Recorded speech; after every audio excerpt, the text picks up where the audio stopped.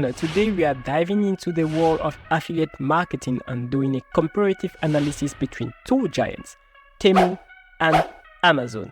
Now, both Temu and Amazon offer lucrative affiliate marketing programs, but there are some key differences you should consider before deciding which one to join. Let's break it down.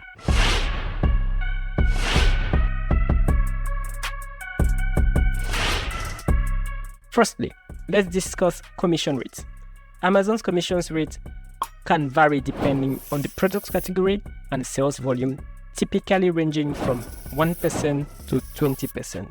On the other hand, Temu offers competitive commission rates that can go as high as 20% or even more. So, if you're looking for higher commission potentials, Temu might be the way to go. Now, let's talk about cookie duration.